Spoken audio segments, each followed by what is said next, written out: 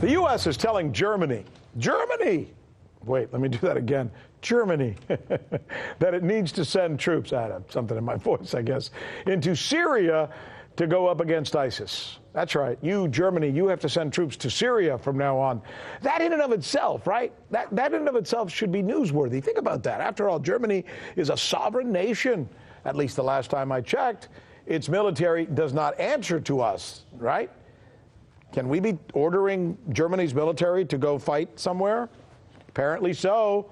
But the real irony of this development may be the fact that of all the countries in Europe, Germany is the one who was least responsible for the mess that the U.S. and the Brits, yes, us and the Brits, and some others, caused in places like the Middle East. For example, the invasion of Iraq. Yet Germany is receiving the brunt of the refugee crisis that was caused by the war that they didn't really take part in. That's interesting, right?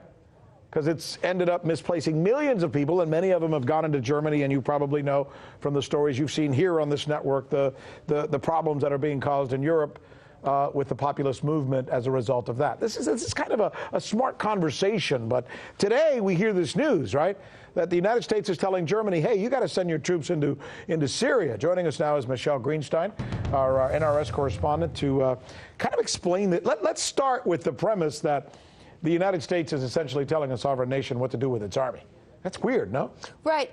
It's maybe weird on its face, but it's definitely not news. It's definitely not anything new. The U.S. has definitely been doing that for a while. In fact, Trump himself has long been calling for Germany to increase their defense spending. You may remember that one of his main campaign promises was to get the rest of the NATO countries to do their part. Why is the U.S. doing all the work? We're going to get the rest of them. We're doing too much work. So that's definitely been a talking point for him as well. But on Sunday, the U.S. Special Representative to Syria called for Germany to deploy troops to northern Syria. His name is Jim Jeffries, and he says that he wants these German troops to actually replace U.S. troops so that we aren't paying as much of a price, but now Germany will probably take that over.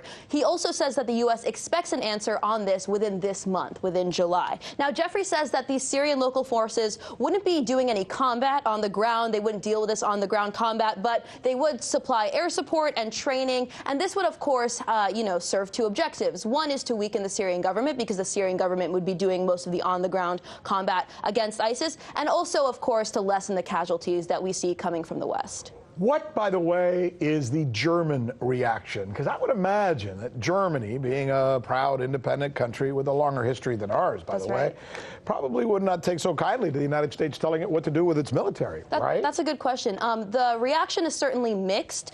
Today, Germany said that it currently has no plans to deploy any on-the-ground troops to Syria. But let's not forget that Germany is already involved in Syria. We have a lot of non-combatant military support, such as surveillance aircraft or some jets like their Tornado jets. But there are a bit of internal politics going on here. We have the Democratic Party, the SPD, who gave a clear rejection of this, saying that, under no circumstances would Germany deploy ground troops. And they're joined by the Greens, the Free Democrats, and the Left, which is the furthest left party. But the Christian Democratic Union and their coalition, they say that we shouldn't be so quick to reject this request from the U.S., which makes sense. They're the further right party, both fiscally and socially. Yeah, this is really interesting. I mean, if you look at this, it's a smart problem to try and analyze, because on the one hand you have the culture wars going on in places like Germany right now because of the populist movement that's very anti-immigration, which has to do with what we're talking about right now. You also have Trump basically blasting the Germans for taking Putin's natural gas when they could where they should be paying more to take ours. Right, they aren't buying as much U.S. natural gas. And then you also have the conversation about the fact that we were told, I think 3 or 4 months ago, that ISIS was already eliminated and gone. Right. So, I mean, with all these things going on, it's hard to put your arms around this thing. Right. So to your first point that you said in your intro to me, like, who are we to tell foreign countries what to do with their defense spending? Here's what the former chancellor said. He might agree with you. He said, I'd have liked the federal government to tell him, meaning Trump, once or twice that it's none of his business. This isn't a banana republic over here. So that's the SPD, the more center-left party, the main rival of the CDU and the CSU. But to your question of whether or not ISIS was defeated, yes, last year Trump literally declared victory victory against the Islamic State, right? And he ordered that withdrawal of U.S. troops. But we're still seeking the support. The U.S., that is still seeking the support from its allies, and that includes Germany, for this anti-ISIS coalition, which is why many say that this war on Syria, the so-called civil war, let's think about it. Who has it hurt? It's killed hundreds of thousands, right? It's displaced millions of Syrians, and the U.S. is supporting these al-Qaeda and al-Qaeda-affiliated groups to weaken the Syrian government. So who has it hurt? It's hurt the Syrian government, right? Which is why many say that this whole anti-ISIS coalition has really been a front to actually weaken the government of Syria in any way possible, and it certainly has been successful. And another point I'd want to make is if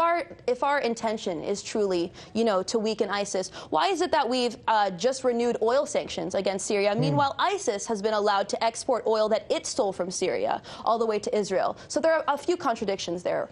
Yeah, and there probably will continue to be for quite some time, no matter, by the way, and in fairness to Donald Trump, no matter who's in office, because it didn't start with him, and it probably won't end with him. And what didn't start with him is selling a war using a humanitarian narrative. That's definitely not a Trump thing, but he is continuing it. Well said. Thank you, my dear, once again, for another great report. Thank you, Rick.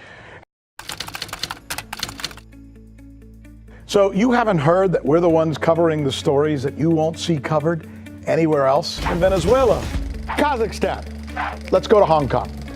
And the media reaction to that has been crickets. How about the way we cover those stories? What the hell does that mean? Huawei, Huawei, Huawei. That's the key word in this case, uprising. Keep? Can you believe that? Watching. This is the right thing for members of the media to do, to actually pick sides. Look, if you like what you see, subscribe.